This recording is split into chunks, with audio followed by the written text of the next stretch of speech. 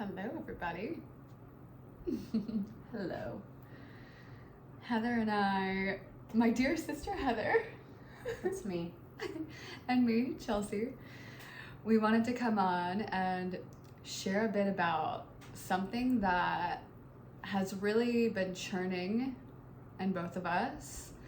And it was kind of the theme of my year last year in a frequency that has totally shifted and evolved, that now feels like it wants to be shared in a message and a transmission. And Heather and I have been talking on our consciousness couch every single night and just getting so inspired by this, and we feel that it's time to share this message with you all today.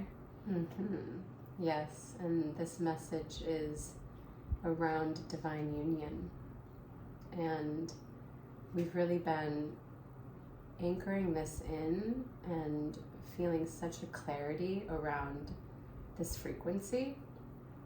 And yeah, I feel called to actually sit in just silence, being with that energy for a moment before we dive into conversation around it, and invite you wherever you are to close your eyes and connect to the frequency of divine union, what that means to you.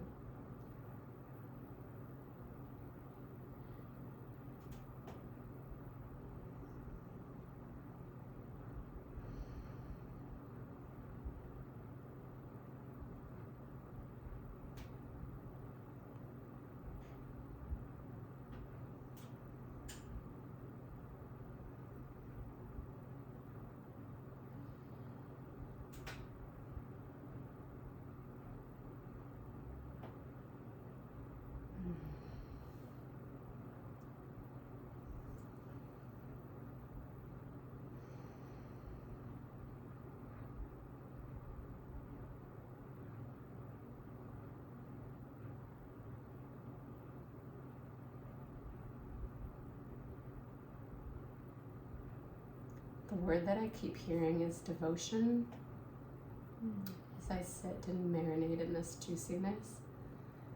And I used to think that divine union was just a relationship between me and somebody else. And I believe that's actually latter on the process of divine union. And what's coming through right now is that it's divine union with self, divine union with God, with consciousness, with the universe, your relationship with the divine. And when I begin to deepen and connect to that space, there's such a clarity.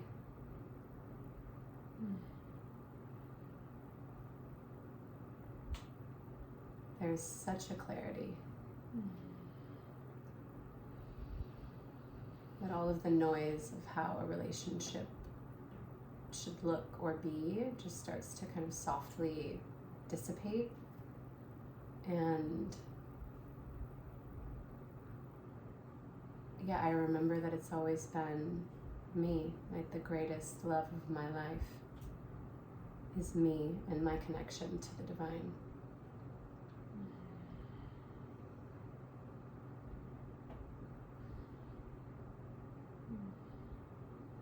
Deeply resonate. The word that was coming through for me is divine union with God. And I've been really feeling the difference between self-love and being in divine union with God. And, for years, people would say, you have to love yourself fully before you can be in a relationship and be in love. Like, you have to fill your own cup up first. But I don't think I fully understood what that meant until this year, last year in 2024.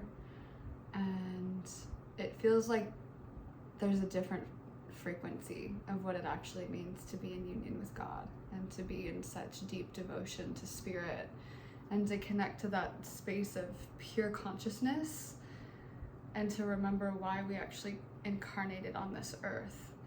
And although we could think that it's about a man or a partner being in love with someone else, like from like an incarnation perspective, it's like we're birthed here on this earth, and to me it actually feels like we're here to self-actualize, and we're here to be in union with God and to remember who we actually are.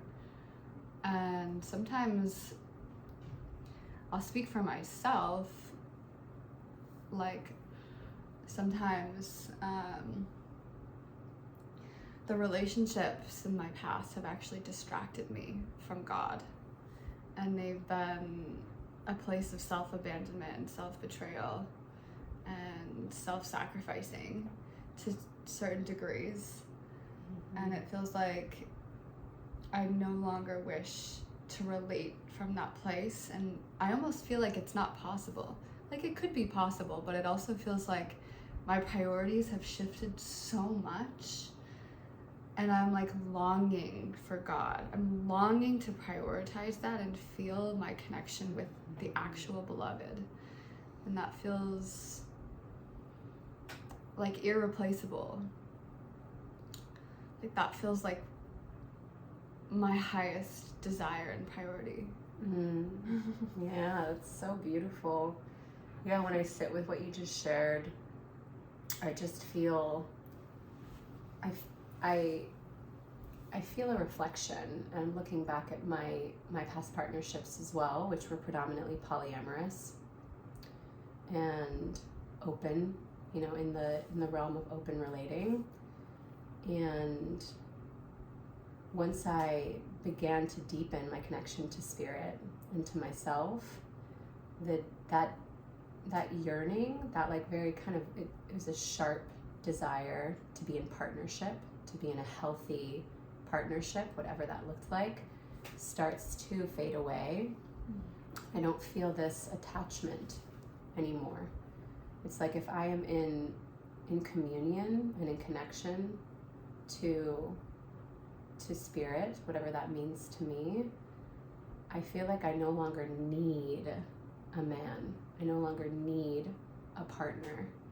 And in that, I also recognize that may be a byproduct of this natural deepening, and it may be reflected in my world, but there's not this like, okay, I'm going to do the work because I want to bring in a divine union partner, you know. And that it's a subtle but profound perspective shift to my relationship with me and my relationship with the universe. And it feels really safe to be in it. It feels really soft and peaceful and whole. It feels superbly whole. Yeah, I love that you brought up the polyamory piece, because we've been really contemplating this. You've had a lot of experience with it, like years and years of experience. 10 plus years. And I was only in the dynamic for maybe a year, and it was in 2018, more of the beginning exploring phase of my journey. And I really loved exploring that and exploring my relationship to jealousy and possession, and it felt like a lot of personal growth. But I don't think I was prioritizing peace and devotion and union. I was prioritizing growth and I think challenge. And I was wanting to be challenged. I was in a phase of really craving that. Like I wanted to learn through the hard way, and it to a degree, and through challenge. And by doing it and falling and getting back up and learning. And I think through the journey of going from being open in relationships to actually then being monogamous, I felt a shift in my own priority. But then in the last year, it actually shifted even more to be like, okay, this is more than just about other people. When we are in union with God, we're in the space of oneness. And for me, it felt like it wasn't just about monogamy. It was about union with one and union with the one. So it felt like I was moving from this space of exploration, relating here, relating there, exploring like, what do I like? What do I not like? And actually being like, I know exactly who I am and I know why I'm here. And now I want to prioritize being in deep devotional union from that space. And I trust myself to choose. I trust myself to decide. And this is where, and I trust myself to love and surrender my heart to one human and hold that heart. And I trust myself that if that heart isn't held, I'm going to be okay. And I trust my discernment in that. That's big. Yeah, that was a lot. No, that was a potent transmission. Like and something that really stuck is I will be okay, right? Like no matter what, when you're in that space of oneness and you're really connected to that frequency, like we recognize that life has its challenges that can take so many shapes and forms of breakups, or there's so many different iterations, but ultimately recognizing that it's not about like, oh my God, if this happens, I'm gonna completely crumble and break and it's going to ruin me and I'm just going to dissolve into nothingness. It's more about like, when this happens, I will be okay. And yeah, it's feeling so good to connect to that remembering. And my journey is similar to yours. You dipped your toes in that open relating world, and you've really managed to condense it and understand it so perfectly. Because for me, it felt like I was seeking these relationships ultimately from a place of disconnection, right? It was this desire to grow and evolve, but through that concept of growth and evolution in polyamorous relating, I felt deeply disconnected from God. I felt deeply disconnected from my truth, from my needs, from my values. And it almost felt like, I don't want to say a poison, it's not the word, a distraction. It felt like a distraction between me and my relationship to the divine. And yeah, I have many friends. We were talking about this recently. I have many friends in the polyamorous world, and I have yet to see or experience in my field what I would call a healthy example of polyamorous relating. And on the flip side, I've actually seen so many friends just nearly consistently in deep process and in deep discomfort and disconnection from their truth. And seeing a deeply embodied, powerful woman in my life just confused and unsure of like what to do and what this looks like. And what I'm feeling come online right now in ourselves through our friendship and in the collective is this divine union. And it feels like the highest version of the highest iteration, the highest example of this is a monogamous partnership. Outside of the space of that connection with self. If we're manifesting something in the physical world, it is this deeply devotional, monogamous space. Yeah, I love that. It's so potent. So much was coming through as you were sharing that. And I think the biggest thing is when I was in this silent meditation retreat for 10 days, the facilitator was so tapped in, so in devotion. And he said, sometimes I teach these silent retreats for Tantra communities. Other times I teach them in meditation communities and other communities. And he said, whenever I teach this work in Tantra communities, everyone is so focused on if their partner is going to be sleeping with someone else while they're in 10 days of silence, and all this stuff is coming up, and it's like fear and it's distraction and it's like challenge. And I think when our main focus is relationships. Like, is this gonna work? Or how do I prioritize the relationship? Or what other communication practices or strategies or other, things to make this relationship thrive? It's almost like we lose focus on the higher truth of like God, being in connection with God, opening up our intuition, being with our own inner oracle, and trusting that when we prioritize that, we're prioritizing our peace, and we're actually like in union with God. And from that, like we have a different relationship to life. But when we're constantly in this place where our relationship is our highest priority, not saying that that's wrong, there is a place for the relationship to be important, but when it takes the priority of the connection with God, it almost feels as if it's also inviting a lot of challenge with it. Like, okay, I'm going to have a relationship with this person and this person and this person and this person, and before you know it, 90% of your capacity for creation in this world is going into managing all of these relationships instead of being in union with God. And when there's, let's say, one person that you're relating with, you have the spaciousness to be in that connection. And then the person that you're relating with is this beautiful divine mirror that continues getting polished on a daily basis. And any distortions get cleared and come through. And that's like the mirror of reflection. Of course, like, if you have multiple mirrors of reflection, you can of course sit there and focus on polishing all these mirrors and getting more clear and removing distortion. But it takes a lot of energy, and it might not be necessary to do all that. Yeah, what if it's not necessary? Yeah, what if it's not? What if it's not?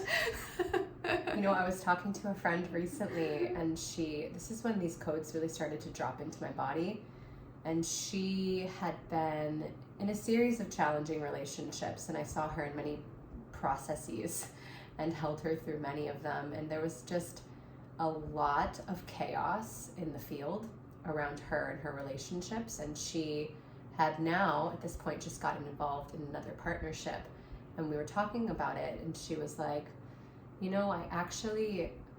felt like I thought I wanted this challenge, this chaos, but when I really dropped in, what I saw was a very simple life. I saw a family and a home and all of these kind of layers of distortion of what she thought she had to be, or were coming maybe from a place of scarcity or insecurity.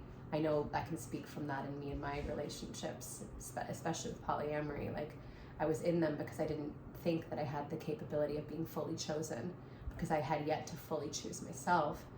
But it's like when these layers are peeled back through sitting in devotion to God, through sitting with ourself and our deeper truth, what I'm noticing is just this like silence, this softness, this simplicity, this divine union. That's the best way to explain it. Mm-hmm. And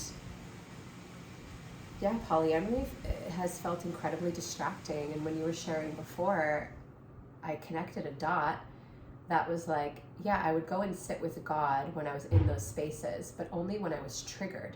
That was the catalyst. It was like, oh, okay, I'm triggered and I'm overwhelmed and I have to have a challenging conversation. So now I need to go sit with God. But it wasn't actually coming from a space of a desire to sit with God. It was more of a reactionary position. It wasn't like, okay, I'm just going to go be with God today. I'm going to go be with myself in my higher truth. It was more like, you did this, so now I'm going to go sit with God and see what's there. And so that also feels like this grand distraction, ultimately. I love that you bring that up. I love that you just shared that, because that feels like it feels like a lot of people's relationship with meditation and sitting with God. Like, okay, something just happened that's triggering, so now I need to sit with myself to unravel it and process it, versus this longing to prioritize God and have it be a little more proactive, where it's like, I'm going to start my day in this energy. I'm starting my day in silence. I'm actually starting my day in spaciousness. I'm going to be in such deep, pure awareness with source consciousness, so that when something comes up during the day, I got me. Like, I'm centered, Like my connection hasn't wavered, and I'm feeling this deep open channel with spirit. It's actually setting my intention for the day, and I'm actually calling in the experience that I want to have through being in that relationship with the beloved. Yeah. It feels different. It's preliminary. It feels like a pre-process. It's like if I'm already in my truth, if I'm already in that frequency with source consciousness, as you put it, then when these things come up, I can handle them in that moment directly, you know. And that's something else that's come through in reflecting on the polyamorous spaces. And my experience with polyamory is I was constantly in a process. You know, I was constantly processing something in response to something happening, as opposed to just going straight to the source and being in that field and then being able to address and manage things as they come up. As opposed to saying like, okay, I have to go like clean and clear this energy. I need to go like ground myself before I have this conversation. It's like, what if I'm already grounded? What if I'm already clear? What if I am perpetually connected? Yeah. What if I am perpetually connected? So like there isn't this like, I need to go and package something and put it into this like pretty box so my partner can digest it, so I can like make it pretty for him and he can receive it with an open heart. It's basically implying that our hearts aren't innately open. And if we're connected to the divine, to divine union, our hearts are always open. And from that space, we can trust our channels so much that when anything comes up, we can manage it immediately, quickly, effectively, and get back to service, get back to life, get back to play, get back to all the juiciness that we want to experience. Yeah, and in that, it feels like the deepest curriculum for humans is really learning how to live with an open heart and learning how to love. And when we're prioritizing union with God, when we're just prioritizing being in connection with God, it feels like we're allowing ourselves to feel. We're allowing ourselves to be in spaciousness. We're allowing our hearts to actually drop deeper than they ever have before. And that's where like deeper truth sits. Like when we're not really in connection with our heart, our truth sits a little bit higher. And then we sink deeper and it's like, oh wait, this is a deeper truth. Oh wait, this is a deeper truth. And it's almost like we're allowing ourselves to really open into pure light instead of like holding different layers of shadow that's like getting in the way of truth. And then when we're in that space of purity and light, we're actually able to see things clearly. And the triggers don't come up as much because we're actually seeing things from the eyes of God. Like we're actually seeing divine perfection.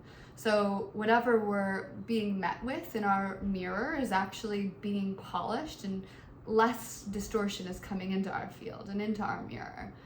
So it feels like when we're prioritizing union and connection with God, we're prioritizing love and our capacity to love. And we're being so deeply connected to that curriculum. And I used to have a belief that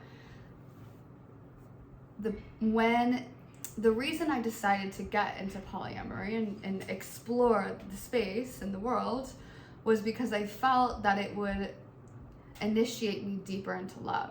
And maybe to a degree at that time it did. But when I really sit with a deeper layer and a deeper truth, what emerges for me is that my deepest form of love and connection with God comes from being with God and not being in the space of distraction. So it feels like it's just giving me the spaciousness to be in deeper truth and love and purity. Yeah, we're in deeper connection to God through self as opposed to through the relationship of somebody else, through the lens of somebody else. And what just landed as you were sharing this is, I believe that processing is actually just a disconnection from our highest truth. Like what is there to process? What is there to understand? What is there to move through if we know? If we know. It's like, what is not being spoken?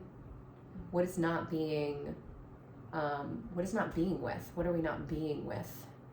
You know, it's like there doesn't need to be a process. If we are truly in our truth, we can allow that to just trickle through our being and drip from our mouths like honey. Because we're so in communion with it. We're so in trust with it. Like, I'm actually just dismantling the process of the processing. Totally. I'm so curious in the comments or reach out to us, like, what is processing to you? Feels very mental. Feels like it's a lot of like mental churning versus just being in spaciousness and connecting to purity, which is totally outside the mind. Yeah, and my biggest process with my past partner was that he wanted to open relate and ultimately didn't want to be in partnership, and I wanted to be monogamous and be in partnership. So that whole 2-year long process was ultimately just a disconnection from my truth that I wasn't, at that time, I wasn't willing or ready to honor. And now that I've been just deepening into the depths of truth and divine union, it's like, it just is. It's always been. And I've been fighting it and trying to convince it that I'm worthy of it, that I need it, that it should choose me. But in retrospect, the invitation was always to choose myself and to speak my truth and let everything else fall away. I love how you connected those dots. It really landed. It feels like a deep connection to worthiness. Like, it really does. It's like when we're in these relationships where, let's say we're not really in our truth. We're like, okay, I will be in this relationship, in this configuration, because I love this person, even though this is actually what my heart wants. It's almost like an invitation to be like, well, wait a second, like, are we actually choosing to be in communion with God? Or are there parts of us that actually want to self-sacrifice and self-abandon because we don't feel we're worthy of having the thing? It's like, okay, well, if I tweak and if I change here and if I do this, like, then it'll work. But like when we're actually in deep trust and we're like, oh God, I don't need anyone outside of myself. Like, really, I'm so in longing with God. Like, I feel the beloved all around me. I feel it. It's almost like we actually tune into what worthiness really means.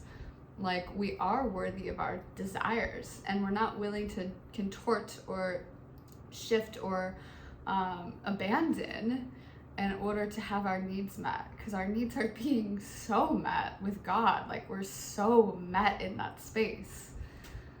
Yep. Yep, that hits the nail. That feels so resonant. Wow. Yeah, I'm being drawn back to feel into my past partnership, and this, like, what you spoke into about, like, distorting or trying to change something because we haven't fully claimed our love for ourselves. It was like these stories were coming up when I was sitting with polyamory. I'm like, this feels so challenging and so intense. And really the core of it was that, I mean, it came down to a wound of not wanting to be abandoned, right? And like not wanting to be cheated on specifically. Like, really, there was a strong fear around that. And so I thought that if it just started I'm going to turn the light on. I love this. Keep going. I thought that if I was in a polyamorous relationship and I gave my partner permission to be with someone else, that he couldn't hurt me.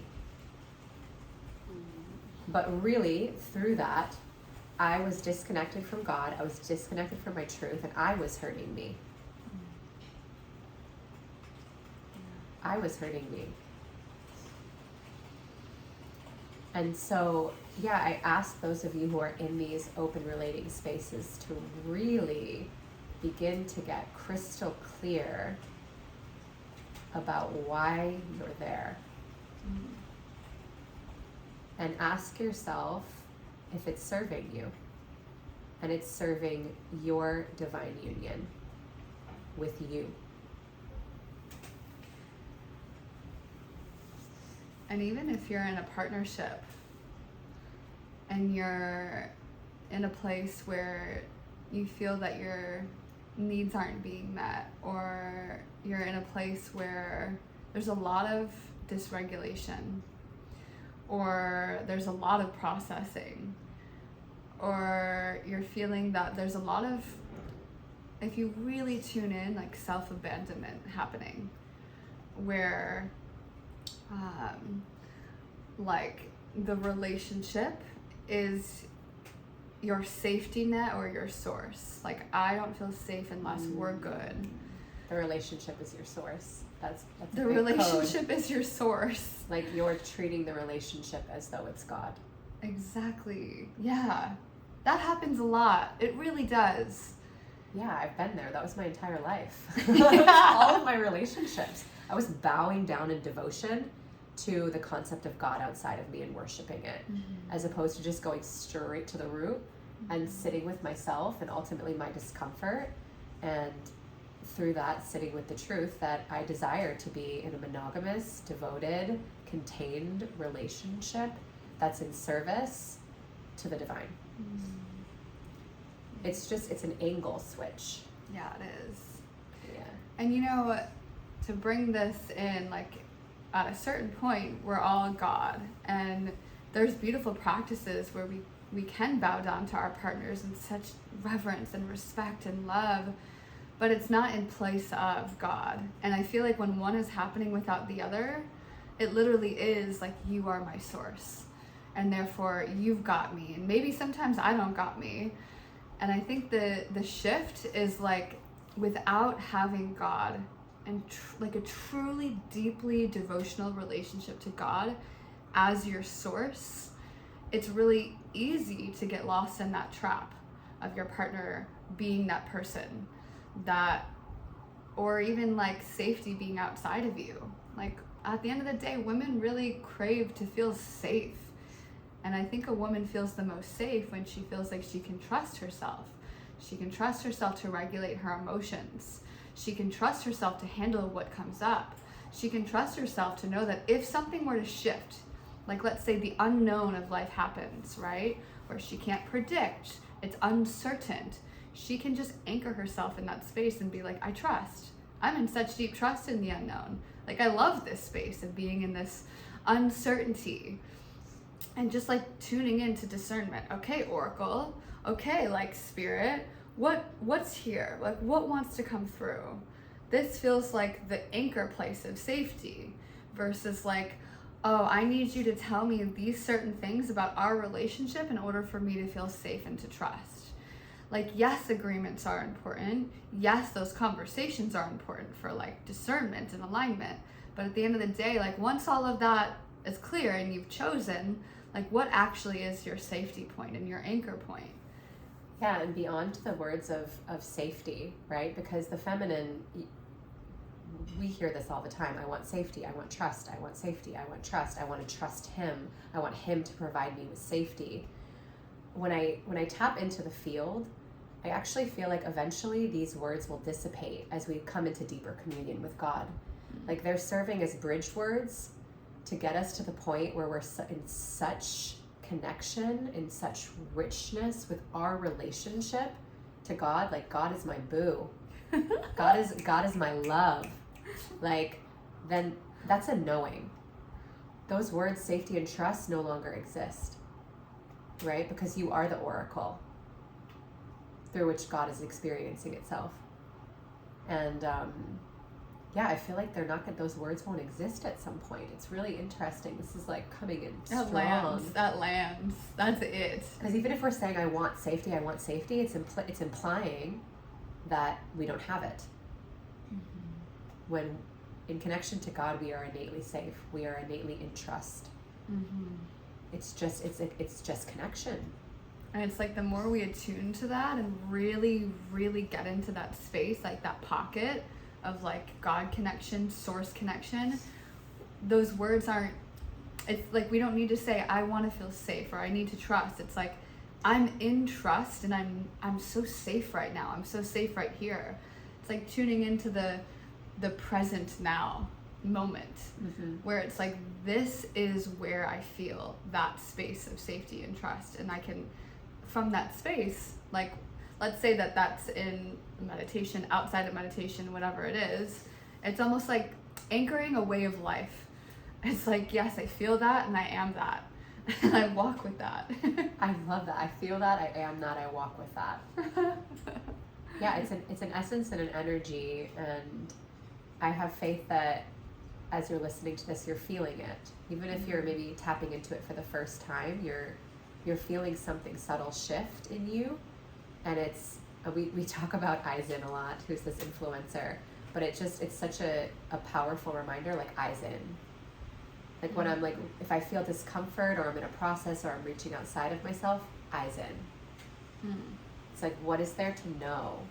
If I'm like here, as opposed to calling a girlfriend or a friend to process, can I just actually be in connection and curiosity with myself, with me and me, with I and I?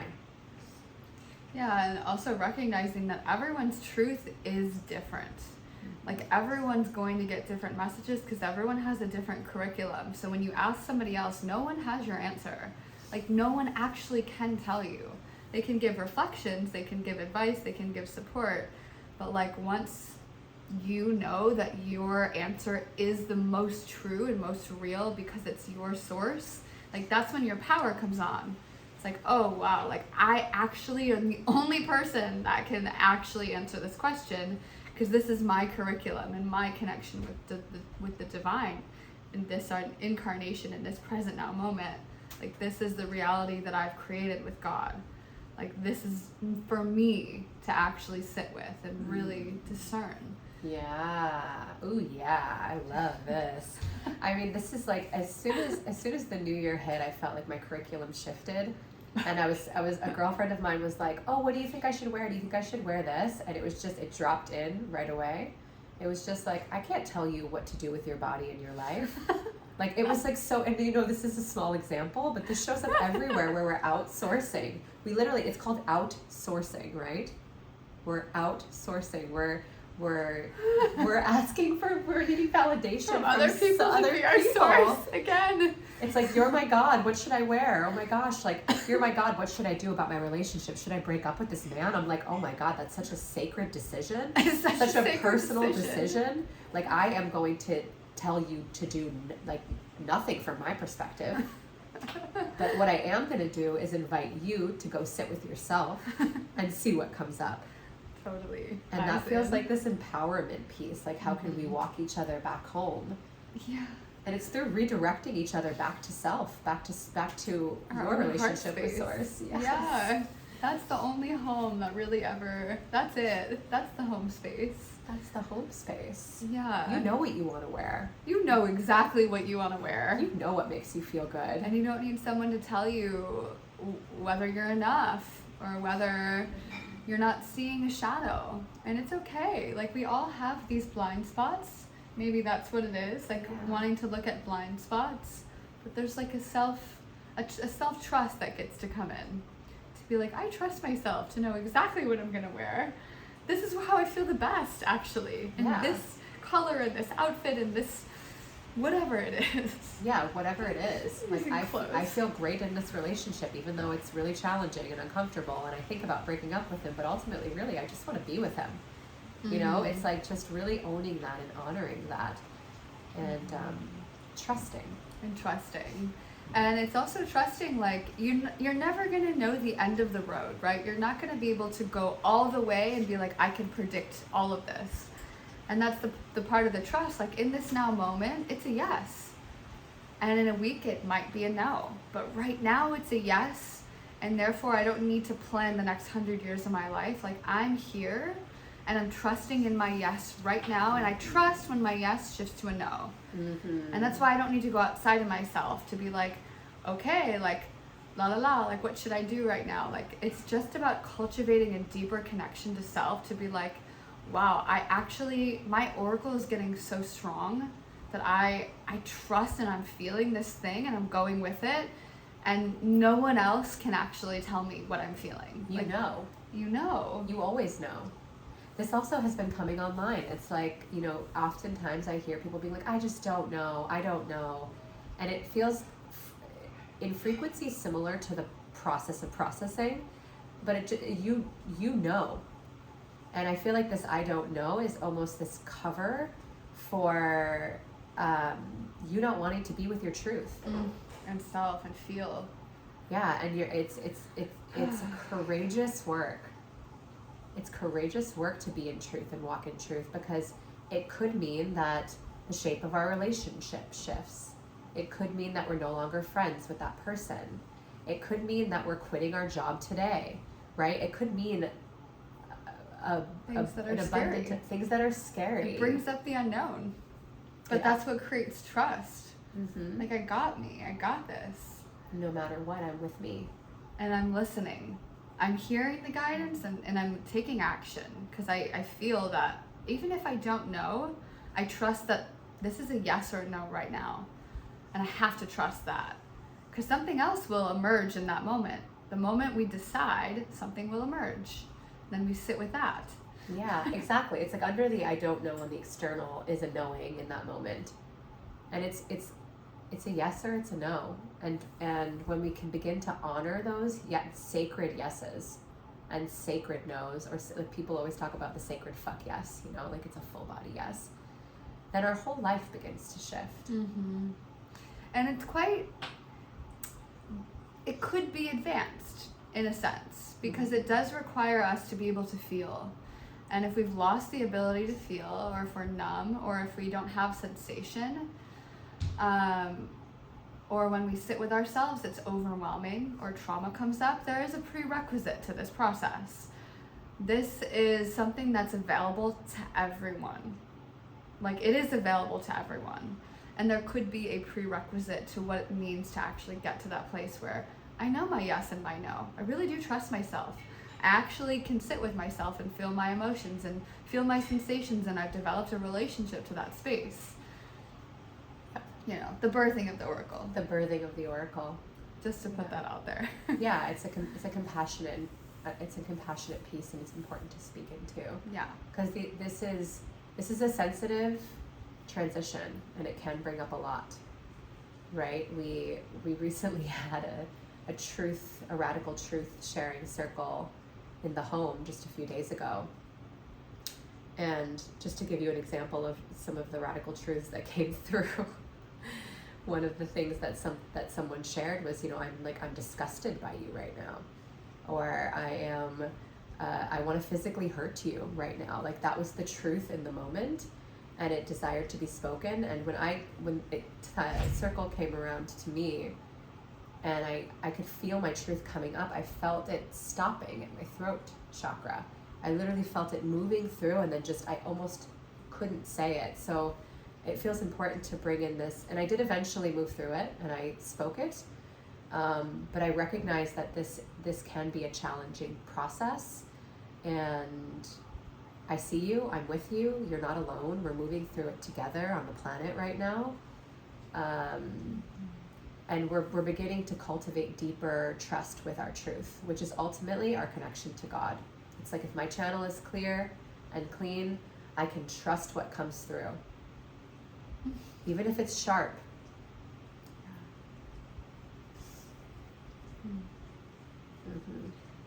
Yeah, it feels like, love and truth.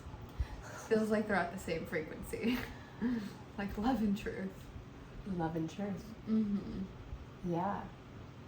And what is your truth? Right?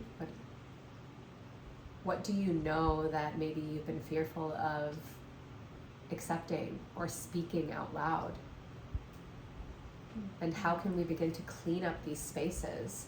Because I feel like energetically, collectively, we've been living in deep disresonance to God and to our truth. So as we move through this awakening, this cleansing process, inviting in compassion, in innate courage, which we are all built with, to trust our truth. And when we speak our truth, we clear distortion, and we can actually live in more harmony. Like, when there's not these unspoken, we can all feel it. Like, we can feel when there's something that's unspoken, and it actually, or there's a story, or there's a projection that creates a distortion in energy. Instead of the energy going straight from me to you, there's a story or a projection or a distortion that's being carried, and it's actually bending the truth. It's bending reality, and it's not clear, pure, direct. And it does change how available we are to receiving, and it does shift the dynamics of the clarity in the space and the purity in the space. Yes. Yeah, I believe we're headed towards a space where our swords are so sharp that the cut is so clean.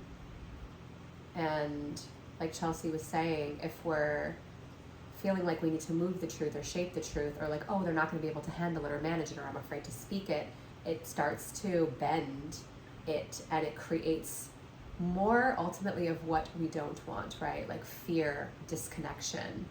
But if you've ever received a really direct, honest truth, I invite you to just remember how that felt in your body, how that sharpness felt in your body, and how it felt so clean that it isn't open for negotiation. It just immediately calls in this energy of what is. Mm-hmm. And then we get to love what is in the moment. And, you know, ultimately there can be grief in those spaces, and we get to be with that too, you know? But if we truly, like, I've spoken to so many people who are in unhappy relationships, for example, and they're like, I don't think I want to be with them. And I can feel their truth. I can feel that they no longer want this partnership. And just imagine if each of us sat down and had these challenging conversations, but from a space of such directness, such clarity, such connection with ourself and source, that it just was incredibly clean. Yeah. Right? Like, and instead of like that person being like, well, what do you mean? Like, I feel like there's something else here. I feel like there's something else you want to tell me. Like, what do you mean you don't want to be with me? And like, it has nothing to do with me. What if like that person sits down in front of you and just says like, I no longer want this relationship. I'm not attracted to you anymore. And that was it. Like, it was just sharp. You're kind of like, okay. Mm-hmm. It feels like the clarity of our truth is directly connected to another's ability to receive it. Mm-hmm. And when we bring this back into divine union, union's really about, like, the divine union is about being in union with the beloved, like being in this devotion. And so I also want to bring forward that there is so much beauty in being able to speak the truth. And there is, whenever our heart deepens, our truth actually deepens. And I think that when couples separate, it is important to actually communicate the truth and be with the truth, but also doing that heart work to really deepen what is true. Because there's so much magic that comes with staying power and being able to move through distortion and come back into a deeper truth. And I think a lot of times people get really excited about the beginning of a relationship where everything is new, everything is fun, everything is playful, it's really exploratory. And naturally, when we start looking at this polished mirror or this unpolished mirror, we see shadow, challenge, distortion. Doesn't mean that challenges don't come up in a relationship, but it means that our devotion to truth and the process is actually bringing us into deeper union and not separation.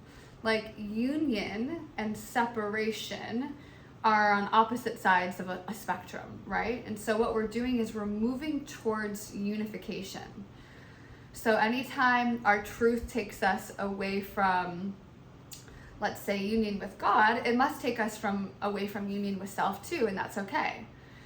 I also feel that when we're in alignment and we're listening to our truth, a lot of times, eventually, it will take us towards union with exactly where we're meant to go, exactly who we're meant to be with.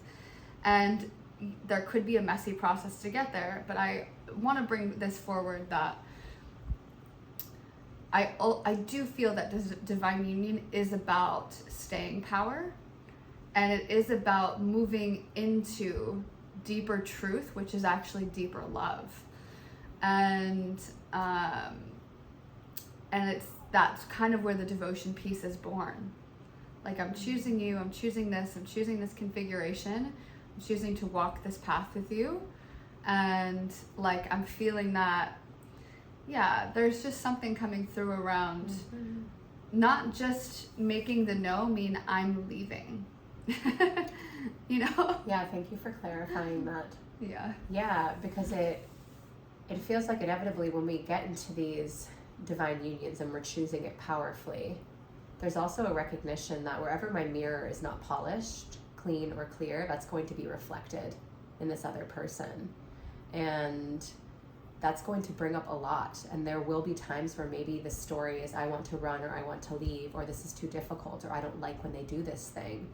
But ultimate union is recognizing that we are these mirrors for one another in one shape or form. And how can we take what we're seeing in this mirror, sit with it, and then clean it, and then continue to be in partnership and devotion from that clean, clear lens where everything is reflected back with clarity. Yeah, I'm really glad that you brought that in, because it also feels like, I mean, divorce rates are the highest they've ever been on the planet, right? And people are leaving partnerships left and right. And when I really tap in and feel my oracle and my channel, it feels like these relationships, maybe they needed to die, but there was so much space for them to be reborn. It's like in these spaces I'm seeing individuals ultimately like avoiding a deeper truth, avoiding something in themselves that's uncomfortable to be with. And what if we actually like stayed and continued to look at this person through the eyes of God and see what needed to shift within us? Like to ask ourselves those hard questions of like, oh, this is sticky and uncomfortable and I don't like that I do this. But ultimately divine union is about coming into union with everything. It's about loving everything, even these sticky, shadowy parts of ourselves. Yeah. About loving all of it. And it feels like when God and divine union is our North Star, we can do that in a really healthy way where like, I trust you. I trust that you're communing with God. I trust that you're not intentionally wanting to hurt me, right? Because there's some relationships that are abusive, but there's other relationships where actually like, I trust that you're in communion with God, and because I am too, I trust that we can get through this because we're purifying our channel and we're in devotion to God. When we're not in that space, then there's more natural distortion in the fields, and it's actually harder to make those yes/no decisions. Yeah. Like it really is. Like it's not as clear to be like, yeah, like when I'm in union with God and my partner's in union with God, and we're like really devoted to this process. We're really devoted to purifying and being in that space of refining our oracle, trusting ourselves, being in that like powerful self-sourcing space. Then when we come together, it's like, okay, I'm listening deeply. I trust myself. I trust you. I'm trusting this union. We can get through this.